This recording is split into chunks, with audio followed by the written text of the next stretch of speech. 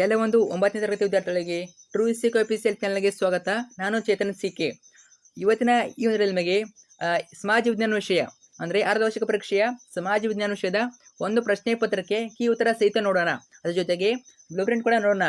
ಸಿಬಿಟ್ಟು ನಿಮಗೆ ನಾಳೆ ನಡೆಯುವಂಥ ಸಮಾಜ ವಿಜ್ಞಾನ ವಿಷಯಕ್ಕೆ ತುಂಬಾ ಹೆಲ್ಪ್ ಆಗ್ತದೆ. ಯಾಕಂದರೆ ಇಲ್ಲಿ ಯಾವ ಒಂದು ಪ್ಯಾಟರ್ನಲ್ಲಿ ಕ್ವಶನ್ ಕೇಳಿದರೆ ಸೇಮ್ ಟು ಸೇಮ್ ಅದೇ ಒಂದು ಪ್ಯಾಟರ್ನಲ್ಲಿ ನಿಮಗೆ ನಾಳೆ ಎಕ್ಸಾಮ್ಲಿ ಕ್ವಶನ್ ಪೇಪರ್ ಇರ್ತದೆ. ಅರ್ಥ ಆಯ್ತಾ? ಸೋಷಿಯಲ್ ಸೈನ್ಸು ಸಮಾಜ ವಿಜ್ಞಾನ ಕ್ವಶನ್ ಪೇಪರು ಇದೇ ಒಂದು ಪ್ಯಾಟರ್ನ್ ಇರ್ತದೆ. ಆದಷ್ಟು ಇದರಲ್ಲಿ ತುಂಬಾ ಕ್ವಶನ್ಸ್ ರಿಪೀಟ್ ಆಗ್ತವೆ. ಅರ್ಥ ಆಯ್ತಾ? ತುಂಬಾ ಕ್ವಶನ್ಸ್ ಬರ್ತವೆ, ಸವಾಲ ಬರ್ತವೆ. ಯಾವೆಲ್ಲ ಇಂಪಾರ್ಟೆಂಟು? ಸೊ ಕೀ ಉತ್ತರ ಸಹಿತ ಕೊಡ್ತೀನಿ, ಕೊನೆವರೆಗೆ ತಪ್ಪದೆ ನೋಡಿ. ತುಂಬಾ ಇಂಪಾರ್ಟೆಂಟು. ಸೊ ಬನ್ನಿ ಇವತ್ತಿನ ಈ ವಿಡಿಯೋನ ಶುರು ಮಾಡೋಣ. ಅದಕ್ಕೆ ಮುಂಚೆ ಎಲ್ಲ ಫಸ್ಟ್ ಟೈಮ್ ನಮ್ಮ ಚಾನಲ್ ನೋಡ್ತಾರ ಅಥವಾ ಚಾನಲ್ ಇಟ್ಟಿರೋ ಸಬ್ಸ್ಕ್ರೈಬ್ ಮಾಡ್ಕೊಂಡಿಲ್ಲ, ಮಿಸ್ ಮಾಡೋ ಚಾನಲ್ ಸಬ್ಸ್ಕ್ರೈಬ್ ಮಾಡ್ಕೊಳ್ಳಿ. ಯಾಕಂದ್ರೆ ನಿಮಗೆ ಇದೇ ರೀತಿ ಎಸ್ ಎಕ್ಸಾಮ್ಗೆ ಆಗಿರ್ಬೋದು, ನಿಮಗೆ ಅರ್ಧವಾರ್ಷಿಕ ಆಗಿರ್ಬೋದು, ಆನ್ಯುವಲ್ ಎಕ್ಸಾಮ್ ಕೂಡ ನಿಮಗೆ ಪಾಸಿಂಗ್ ಪ್ಯಾಕೇಜು, ಸ್ಕೋರಿಂಗ್ ಪ್ಯಾಕೇಜು, ಫಿಕ್ಸೆನ್ಸು ಎಲ್ಲ ಆಗ್ತಾ ಇರ್ತವೆ. ಅವೆಲ್ಲ ಬೇಕು ಅಂದರೆ ತಪ್ಪು ಚಾನಲ್ ಸಬ್ಸ್ಕ್ರೈಬ್ ಮಾಡ್ಕೊಳ್ಳಿ. ಸೊ ಪ್ರತಿಯೊಬ್ಬರು ಮಾಡ್ಕೊಳ್ಳೇಬೇಕು, ಮಿಸ್ ಮಾಡ್ಕೋಬೇಡಿ. ಮಿಸ್ ಮಾಡ್ಕೊಂಡ್ರೆ ಎಲ್ಲರೂ ಮಿಸ್ ಮಾಡ್ಕೋತೀರಾ. ಸೊ 100% ಮಾಡ್ಕೊಳ್ಳಿ. ಮಾಡಿದ್ರಾ? ಜೊತೆಗೆ ಲೈಕ್ ಮಾಡಿಬಿಟ್ಟು ಫ್ರೆಂಡ್ಸ್ ಶೇರ್ ಮಾಡಿ, ಯಾಕಂದ್ರೆ ಅವ್ರು ಕೂಡ ಹೆಲ್ಪ್ ಮಾಡಿ. ಸೊ ಖಂಡಿತ ಶೇರ್ ಮಾಡಿ. ಓಕೆ, ಬನ್ನಿ ಇವತ್ತಿನ ಈ ವಿಡಿಯೋನ ಶುರು ಮಾಡೋಣ. ಮೊದಲಾಗಿ ಸಮಾಜ ವಿಜ್ಞಾನ ಇವತ್ತು ಬ್ಲೂ ಪ್ರಿಂಟು ನೀಲಕ್ಷಿ ನೋಡ್ಕೊಳ್ಳಿ. ಸೊ ಜ್ಞಾನದ ಮೇಲೆ, ತಿಳುವಳಿಕೆ ಮೇಲೆ ಎಷ್ಟು ಕ್ವಶನ್ ಕೇಳ್ತಾರೆ ಇದನ್ನ ನೋಡ್ಕೋಬೋದು. ಆಯ್ತಾ? ಸೊ ಯಾವ ಪಾಠದ ಮೇಲೆ, ಯಾವ ಭಾಗದ ಮೇಲೆ ಎಷ್ಟು ಕ್ವಶನ್ ಕೇಳ್ತಾರಂತ, ಇತಿಹಾಸ, ರಾಜ್ಯಶಾಸ್ತ್ರ, ಇವೆಲ್ಲ ಬ್ಲೂ ಪ್ರಿಂಟು ನೋಡ್ಕೋಬೋದು. ನೆಕ್ಸ್ಟು ಅಂಕಗಳ ಹಂಚಿಕೆ ಇದು ಬಿಟ್ಟು ನೀಲಕ್ಷೆ, ಬಹುವಾಕ್ಯ ಪ್ರಶ್ನೆ 1 ಅಂಕ 2 ಅಂಕ ಇವೆಲ್ಲ ನೋಡಿ. ಸೊ ನೆಕ್ಸ್ಟು ಸುಲಭ 24 ಮಾರ್ಕ್ಸು, ಸಾಮಾನ್ಯ 40 ಮಾರ್ಕ್ಸು, ಕಠಿಣ 16 ಮಾರ್ಕ್ಸು. ಇನ್ನು ನೆಕ್ಸ್ಟು ಇದು ಮೇನ್ ಬ್ಲೂ ಪ್ರಿಂಟು, ಯಾವ ಪಾಠದ ಮೇಲೆ ಎಷ್ಟು ಮಾರ್ಕ್ಸ್ ಕ್ವಶನ್ ಕೇಳ್ತಾರಂತ. ಸೊ ಇದನ್ನ ನೋಡ್ಕೊಳ್ಳೋರು ನೋಡ್ಕೋಬೋದು ಅಥವಾ ಸ್ಕ್ರೀನ್ಶಾಟ್ ತಗೊಳ್ಳೋರು ತೊಗೋಬೋದು. ಅರ್ಥ ಆಯ್ತಾ? ಬ್ಲೂ ಪ್ರಿಂಟ್ ಇದು ಯಾವ ಪಾಠದ ಮೇಲೆ ಎಷ್ಟು ಮಾರ್ಕ್ಸ್ ಕ್ವಶನ್ ಕೇಳ್ತಾರಂತ. ಸೊ ನೆಕ್ಸ್ಟ್ ನಮಗೆ ಸ್ಟಾರ್ಟ್ ಆಗೋದು ಕ್ವಶನ್ ಪೇಪರು. ಸಂಕಲನಾತ್ಮಕ ಮೌಲ್ಯಮಾಪನ 1 ಅಂಕಗಳು 80, ಸಮಯ 3 ಗಂಟೆ, ಸಮಾಜ ವಿಜ್ಞಾನ 9ನೇ ತರಗತಿ. ಮೊದಲಾಗಿ 8 ಮಲ್ಟಿಪಲ್ ಇರ್ತವೆ, ಇವೆಲ್ಲ ಗೊತ್ತಿದೆ ನಿಮಗೆ ಪ್ಯಾಟರ್ನು. ಜಸ್ಟ್ ನಾನು ಕ್ವಶನ್ ವಿತ್ ಆನ್ಸರ್ ಹೇಳ್ತಾ ಹೋಗ್ತೀನಿ. ಪ್ರಶ್ನೆ ಸಂಖ್ಯೆ 1, ಯಹೂದಿ ಧರ್ಮದ ಮೂಲ ಪುರುಷ ಯಾರಾಗಿರ್ಬೋದು? ABCD ಯಾವ್ದಾಗ್ಬೋದು? ಗೆಸ್ ಮಾಡಿ ನೋಡೋಣ. ಇದು ಆಪ್ಷನ್ ಎ ಅಬ್ರಹಾಂ ಅನ್ನೋದು ಸರಿಯಾದ ಉತ್ತರ. ಪ್ರಶ್ನೆ ಸಂಖ್ಯೆ 2, ಕರ್ನಾಟಕದ ಸಾಂಸ್ಕೃತಿಕ ನಾಯಕ ಎಂದು ಕರೆಯಲ್ಪಟ್ಟವರು ಯಾರಾಗಿರ್ಬೋದು? ಪ್ರಶ್ನೆ ಸಂಖ್ಯೆ 2 ಇದು ಆಪ್ಷನ್ ಡಿ ಬಸವೇಶ್ವರರು ಅನ್ನೋದು ಸರಿಯಾದ ಉತ್ತರ.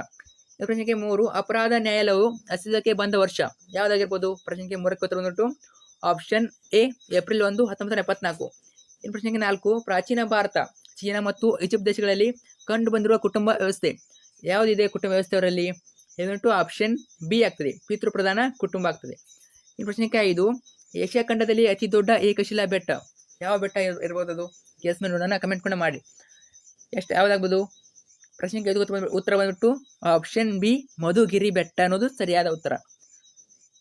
ಇನ್ನು ಪ್ರಶ್ನೆ ಸಂಖ್ಯೆ 6, ನಿರ್ವಹಣೆಯ ಮೂಲ ಏರ್ಪಾಟುಗಳನ್ನು ನಿರ್ದಿಷ್ಟ ದಿಕ್ಕಿನಲ್ಲಿ ಕೊಂಡೊಯ್ಯುವುದು ಏನಾಗ್ಬೋದು? ಇದು ಆಪ್ಷನ್ ಬಿ ನೇತೃತ್ವ ಆಗ್ತದೆ, ನೇತೃತ್ವ ಅನ್ನೋದು ಸರಿಯಾದ ಉತ್ತರ. ಇನ್ನು ಪ್ರಶ್ನೆ ಸಂಖ್ಯೆ 7, ನೈಋತ್ಯ ಮಾನ್ಸೂನ್ ಮಾರುತಗಳು ಈಶಾನ್ಯದಿಂದ ನೈಋತ್ಯಕ್ಕೆ ನಿರ್ಗಮಿಸುತ್ತವೆ ಏಕೆಂದರೆ ಏಕಾಗಿರ್ಬೋದು? ಪ್ರಶ್ನೆ ಸಂಖ್ಯೆ 7 ಬಂದ್ಬಿಟ್ಟು ಆಪ್ಷನ್ ಎ ಉಷ್ಣಾಂಶ ಕಡಿಮೆಯಾಗಿ ಒತ್ತಡ ಹೆಚ್ಚಾಗುವುದು. ಇನ್ನು ಪ್ರಶ್ನೆ ಸಂಖ್ಯೆ 8, ಭಾರತದ ಕೃಷಿಯು ವಾಣಿಜ್ಯೀಕರಣಗೊಳ್ಳಲು ಪ್ರಮುಖ ಕಾರಣವೆಂದರೆ ಏನಾಗಿರ್ಬೋದು? ಪ್ರಶ್ನೆ ಸಂಖ್ಯೆ 8 ಬಂದ್ಬಿಟ್ಟು ಆಪ್ಷನ್ ಸಿ ವಾಣಿಜ್ಯ ಬೆಳೆಗಳನ್ನು ಬೆಳೆಯಲು ಪ್ರಾರಂಭಿಸುವುದು. ಇನ್ನು ನೆಕ್ಸ್ಟು 2ನೇ ಮೇನು, ಈ ಕೆಳಗಿನ ಪ್ರಶ್ನೆಗಳಿಗೆ ಒಂದು ವಾಕ್ಯದಲ್ಲಿ ಉತ್ತರಿಸಿ. ಇಲ್ಲಿ ನಮಗೆ ಒಂದು ವಾಕ್ಯದ ಪ್ರಶ್ನೆಗಳು, ಒಂದು ವಾಕ್ಯದಲ್ಲಿ ಉತ್ತರಿಸಿ ಅಥವಾ ಒಂದು ಅಂಕದ ಪ್ರಶ್ನೆಗಳು 8 ಇರ್ತವೆ. ಟೋಟಲ್ ಆಗಿ 8 ಮಾರ್ಕ್ಸು. ಪ್ರಶ್ನೆ 9, ವಿಶ್ವದ ಮೊದಲ ಆಧ್ಯಾತ್ಮ ಮತ್ತು ಸಂಪತ್ತು ಎಂದು ಯಾವುದನ್ನು ಕರೆಯಲಾಗಿದೆ? ಇವಕ್ಕೆಲ್ಲ ಆನ್ಸರ್ ನೆಕ್ಸ್ಟ್ ಕೊಡ್ತೀನಿ, ಮುಂದೆ ಕೊಡ್ತೀನಿ. ಈಗ ಕ್ವಶನ್ ನೋಡ್ಕೊಳ್ಳಿ, ಆಮೇಲೆ ಆನ್ಸರ್ ಹೇಳ್ತಾ ಹೋಗ್ತೀನಿ. ಪ್ರಶ್ನೆ 10, ಅವಿಭಕ್ತ ಕುಟುಂಬ ಎಂದರೇನು? ಪ್ರಶ್ನೆ 11, ನೂತನ ಆರ್ಥಿಕ ಸುಧಾರಣಾ ನೀತಿ ಯಾವಾಗ ಜಾರಿಗೆ ಬಂದಿತು? ಇವೆಲ್ಲ ಇಂಪಾರ್ಟೆಂಟ್ ಕ್ವಶನ್ಸು, ಚೆನ್ನಾಗಿ ನೋಡ್ಕೊಳ್ಳಿ. ರಿಪೀಟ್ ಆಗ್ಬೋದು ಮತ್ತು ಪ್ಯಾಟರ್ನ್ ನೋಡ್ಕೊಳ್ಳಿ, ಯಾವ ಪ್ಯಾಟರ್ನಲ್ಲಿ ಕ್ವಶನ್ಗಳನ್ನ ಕೇಳ್ತಾರಂತ. ಸೊ ನೆಕ್ಸ್ಟು ಪ್ರಶ್ನೆ 12, ಮೊಹಮ್ಮದ್ ಬಿನ್ ತುಘಲಕನು ರಾಜಧಾನಿಯನ್ನು ಬದಲಾವಣೆ ಮಾಡಿದ ಮುಖ್ಯ ಉದ್ದೇಶವೇನು? ನೋಡಿ, ಫಿಕ್ಸ್ ಕೇಳ್ಬೋದು, ಇಂಪಾರ್ಟೆಂಟ್ ನೋಡ್ಕೊಳ್ಳಿ. ಪ್ರಶ್ನೆ 13, ಕುಟುಂಬವು ಸದಸ್ಯರ ನೈತಿಕತೆ ಮತ್ತು ವರ್ತನೆಯನ್ನು ಹೇಗೆ ನಿಯಂತ್ರಿಸುತ್ತದೆ? ಹೇಗೆ ಇರ್ಬೋದು? ಸೊ ಪ್ರಶ್ನೆ 14, ಕರಾವಳಿ ಮೈದಾನವು ಯಾವ ಜಿಲ್ಲೆಗಳನ್ನು ಒಳಗೊಂಡಿದೆ? ಪ್ರಶ್ನೆ 15, ನಿರ್ವಹಣೆ ಎಂದರೇನು? ಪ್ರಶ್ನೆ 16, ರಾಜ್ಯ ಸರ್ಕಾರದಲ್ಲಿ ನೈಜ ಕಾರ್ಯಾಂಗವೆಂದು ಯಾವುದನ್ನು ಕರೆಯಲಾಗಿದೆ? ಸೊ ಇವಕ್ಕೆಲ್ಲ ಆನ್ಸರ್ ನೋಡೋಣ. 9 ರಿಂದ 16 ಉತ್ತರ ನೋಡೋಣ. ಸೊ 9 ರಿಂದ 16 ಸೊ ಇವೆಲ್ಲ ಆನ್ಸರ್ಗಳು ನೋಡಿ. 9, 10, ಅದೇ ರೀತಿ 11, 12, 13, 14, 15, 16 ಸೊ ಇವೆಲ್ಲ ಉತ್ತರ ನೋಡ್ಕೊಳ್ಳಿ. ಆಮೇಲೆ ಸೊ ನೆಕ್ಸ್ಟ್ ಬರುವಂಥದ್ದು ನೆಕ್ಸ್ಟ್ ಮೇನು ಹೋಗೋಣ.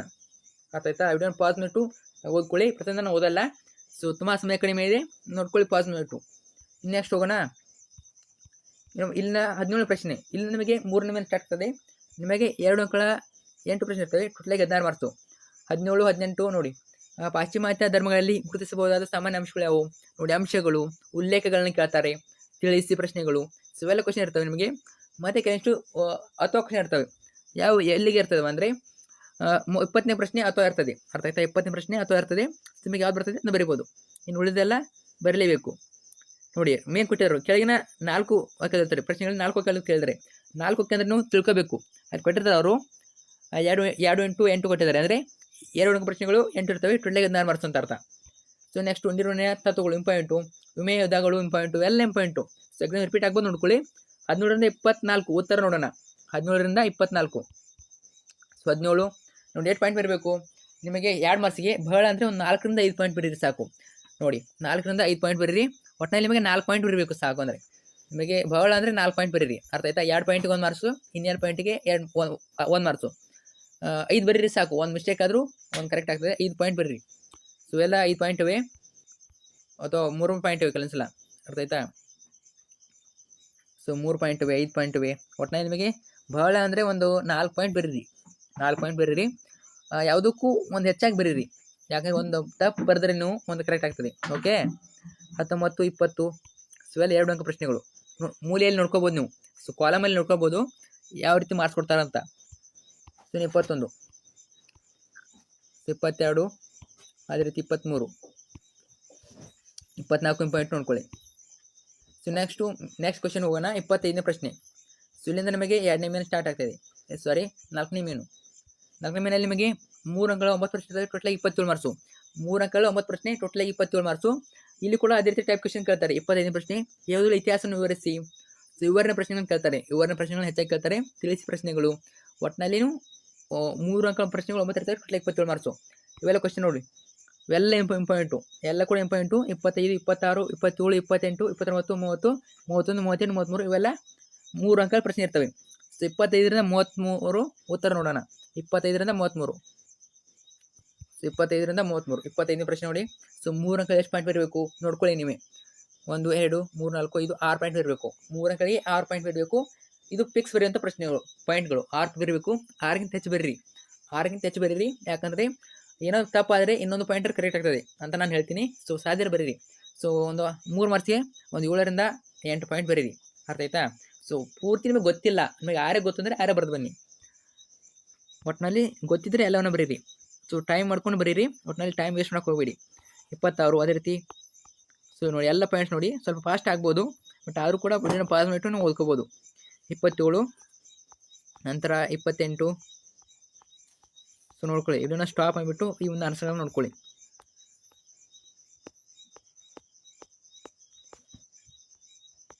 ಸೊ ಎಲ್ಲ 3 ಅಂಕಗಳ ಪ್ರಶ್ನೆಗಳು. ಓಕೆ. ಸೊ 32 ಆಗಿರ್ಬೋದು. ಇವೆಲ್ಲ 3 ಅಂಕಗಳ ಪ್ರಶ್ನೆಗಳು. ಸೊ ನೆಕ್ಸ್ಟ್ ಹೋಗೋಣ. ಸೊ ನೆಕ್ಸ್ಟು 34ನೇ ಪ್ರಶ್ನೆ. ಸೊ ಏನಿರ್ಬೋದು. ಸೊ ಇಲ್ಲಿಂದ ನಮಗೆ 5ನೇ ಮೇಲೆ ಸ್ಟಾರ್ಟ್ ಆಗ್ತದೆ. ಈ ಕೆಳಗಿನ ಪ್ರಶ್ನೆಗಳಿಗೆ 8 ವಾಕ್ಯದಲ್ಲಿ ಉತ್ತರಿಸಿ. ಅಂದರೆ ನಿಮಗೆ 4 ಪ್ರಶ್ನೆ 4 ಇರ್ತವೆ. ಟೋಟಲಾಗಿ 4 ಮಾರ್ಕ್ಸು. ಇವು 4 ಇಂಪಾರ್ಟೆಂಟು. 4ರಲ್ಲಿ 1 ಅಥವಾ 2 ರಿಪೀಟ್ ಆಗ್ಬೋದು. 34ನೇ ಪ್ರಶ್ನೆ ವ್ಯವಸಾಯವು ಆರ್ಥಿಕ ಅಭಿವೃದ್ಧಿಯ ಬೆನ್ನಲಾಗಿದೆ ವಿಶ್ಲೇಷಿಸಿ. ಭಾರತದ ಸಂವಿಧಾನ ಪ್ರಮುಖ ಲಕ್ಷಣಗಳು ಬೇರೆ ಇಂಪಾರ್ಟೆಂಟು. ನಂತರ ಕೃಷ್ಣ ದೇವರಾಯ ಸೈನಿಕ ಇದು ಕೂಡ ಇಂಪಾರ್ಟೆಂಟು. ಆಮೇಲೆ 37ನೇ ಪ್ರಶ್ನೆ ಬಸವಣ್ಣವರು ಮಾಡಿದ ಕಲ್ಯಾಣ ಕಾರ್ಯಗಳನ್ನು ತಿಳಿಸಿ ಅಥವಾ ಅಲ್ಲಾವುದ್ದೀನ್ ಖಿಲ್ಜಿಯ ಆಡಳಿತದ ಸುಧಾರಣೆ ತಿಳಿಸಿ. ನೋಡಿ 37ರಿಂದ ಚಾಯ್ಸ್ ಇರ್ತದೆ. 37ನೇ ಪ್ರಶ್ನೆ ಅಥವಾ ಇರ್ತದೆ. ಸೊ ನಿಮಗೆ ಬರಿಬೋದು. 37ನೇದು 2 ಕೂಡ ಇಂಪಾರ್ಟೆಂಟು. ಸೊ 4 ಕೂಡ ಇಂಪಾರ್ಟೆಂಟು. ಚೆನ್ನಾಗಿ ನೋಡ್ಕೊಳ್ಳಿ. 34, 35, 36, 37. ಸೊ ನೋಡೋಣ ಉತ್ತರಗಳನ್ನ ನೋಡಿ. 34ನೇ ಪ್ರಶ್ನೆ ಉತ್ತರ ಬಂದ್ಬಿಟ್ಟು 4 ಅಂಕಕ್ಕೆ 8 ಪಾಯಿಂಟ್ ಬರಬೇಕು. 1, 2, 3, 4, 5, 6, 8 ಪಾಯಿಂಟ್ ಬರಬೇಕು. ನೋಡಿ 8 ಪಾಯಿಂಟ್ ಬರಲೇಬೇಕು 4 ಅಂಕಗಳಿಗೆ. ಸೊ ಹೆಚ್ಚು ಕೂಡ ಬರೀರಿ ಸಾಧ್ಯ ಆದರೆ. ಸೊ 34, 35 ಆಮೇಲೆ 36. ಸೊ ಈ ರೀತಿ ಪಾಯಿಂಟ್ ರೀತಿ ಬರೀರಿ. ತುಂಬ ವಿವರಣೆ ಬರೋಕ್ಕೆ ಹೋಗಬೇಡಿ. ಈ ರೀತಿ ಪಾಯಿಂಟ್ ಬರೀರಿ. ನಿಮಗೆ ಫುಲ್ ಮಾರ್ಕ್ಸ್ ಕೊಡ್ತಾರೆ. 8 ಪಾಯಿಂಟ್ ಬರಲೇಬೇಕು. 4 ಅಂಕಗಳಿಗೆ 8 ಮಾರ್ಕ್ಸು. ಸೊ ನಿಮ್ಗೆ ಗೊತ್ತಾಯ್ತಲ್ಲ. 2 ಮಾರ್ಕ್ಸಿಗೆ 4 ಪಾಯಿಂಟು. ಆಮೇಲೆ 3 ಮಾರ್ಕ್ಸಿಗೆ 6 ಪಾಯಿಂಟು. 4 ಮಾರ್ಕ್ಸಿಗೆ 8 ಪಾಯಿಂಟು. ಸೊ ಈ ರೀತಿ ಬರೀಬೇಕು. ಗೊತ್ತಿಲ್ಲ ಅಂದರೆ ಪೂರ್ತಿ ನಿಮಗೆ ಗೊತ್ತಿಲ್ಲ ಅಂದರೆ ಬರೀಬೇಕು. ಅರ್ಥ ಆಯ್ತಾ? ಸೊ ಗೊತ್ತಿದ್ದರೆ ಎಲ್ಲ ಪಾಯಿಂಟ್ನ ಬರಲಿ. ಸೊ ನೆಕ್ಸ್ಟ್ ಹೋಗೋಣ. ಲಾಸ್ಟ್ ಮೇನು 38ನೇ ಪ್ರಶ್ನೆ ನಿಮಗೆ ಕರ್ನಾಟಕ ಭೂಪಟದಲ್ಲಿ ಈ ಕೆಳಗಿನಲ್ಲಿ 5 ಗುರುತಿಸಿ. ಅರ್ಥ ಆಯ್ತಾ? ಒಂದು ಕರ್ನಾಟಕ ಭೂಪಟ ಕೊಟ್ಟಿರ್ತಾರೆ, ಅದರಲ್ಲಿ ನೀವು ಗುರುತಿಸಬೇಕು. ಈ 5 ಗುರುತಿಸಬೇಕು. ಅವರು ಚಾಯ್ಸ್ ಕೊಟ್ಟಿರ್ತಾರೆ 1 2 3 4 5 6 7 ಕೊಟ್ಟಿರ್ತಾರೆ. 7ರಲ್ಲಿ 5 ಗುರುತಿಸಬೇಕು. ಅರ್ಥ ಆಯ್ತಾ? ಸೊ ನೋಡೋಣ ಉತ್ತರವನ್ನು. ಸೊ ಇವೆಲ್ಲ ನೋಡ್ಕೊಳ್ಳಿ, ಇವೆಲ್ಲ ಪ್ಲೇಸ್ ಇಂಪಾರ್ಟೆಂಟು. ಇವನ್ನೇ ಕೇಳ್ಬೋದು, ಅರ್ಥ ಇವನ್ನೇ ಕೇಳ್ಬೋದು ಅಥವಾ ಬೇರೆ ಕೇಳ್ಬೋದು. ಇಂಪಾರ್ಟೆಂಟ್ ಅಂದರೆ ಇವು ನೋಡ್ಕೊಳ್ಳಿ ಚೆನ್ನಾಗಿ. ಸೊ 38ನೇ ಪ್ರಶ್ನೆ ಇರ್ತದೆ. ಸೊ ನೋಡೋಣ 38ನೇ ನೋಡಿ, ಕರ್ನಾಟಕ ನಕ್ಷೆ. ಸೊ ಇವೆಲ್ಲ ಗುರುತಿಸಿದೆ. ವಿಡಿಯೋನ ಪಾಸ್ ಮಾಡಿಬಿಟ್ಟು ಇದನ್ನ ಓದ್ಕೋಬೋದು. ಅವರಾದಾಗಿರ್ಬೋದು, ತುಂಗಭದ್ರಾ ನದಿ ನೋಡಿ, ನದಿ ಅಂತ ಬಂದಾಗ ಈ ರೀತಿ ಗುರುತಿಸಬೇಕು. ಅರ್ಥ ಆಯ್ತಾ? ಜಸ್ಟ್ ಟಿಕ್ ಹಾಕಿ ಬಿಡಕ್ಕೆ ಹೋಗ್ಬೇಡಿ. ನದಿಯಲ್ಲಿ ಎಲ್ಲಿಂದ ಎಲ್ಲಿವರೆಗೆ ಹರಿದಿದೆ, ಸೊ ಅದನ್ನು ಗುರುತಿಸಬೇಕು ನೋಡಿ. ಎಲ್ಲ ಕೂಡ ಆನ್ಸರ್ವೇ. ಇದನ್ನು ಪಾಸ್ ಮಾಡಿಟ್ಟು ನೋಡ್ಕೊಳ್ಳಿ. ಸೊ ಇಲ್ಲಿಗೆ ಏನು ಪ್ರಶ್ನೆ ಪತ್ರಿಕೆ ಏನಾಗ್ತದೆ, ಈಗೆಲ್ಲ ಚಾನಲ್ ನಿಮಗೆ ಇನ್ನೂ ಕೂಡ ಪ್ರಶ್ನೆ ಪತ್ರ ಇರ್ತವೆ, ಸಮಾಜ ವಿಜ್ಞಾನ ಇನ್ನೂ ಕೂಡ ಇರ್ತವೆ. ಸೊ ಅವ್ರಿಗೆ ನೋಡ್ಕೊಳ್ಳಿ, ಹೆಲ್ಪ್ ಆಗ್ತದೆ ನಿಮಗೆ. ಮತ್ತು ಸಬ್ಸ್ಕ್ರೈಬ್ ಮಾಡ್ಕೊಳ್ಳಿ, ನಿಮಗೆ ಆನ್ಯುವಲ್ ಎಕ್ಸಾಮ್ ಅವ್ರಿಗೂ ಕೂಡ ಹೆಲ್ಪ್ ಆಗ್ತದೆ. ಸೊ ಶೇರ್ ಮಾಡಿ. Thank you so much.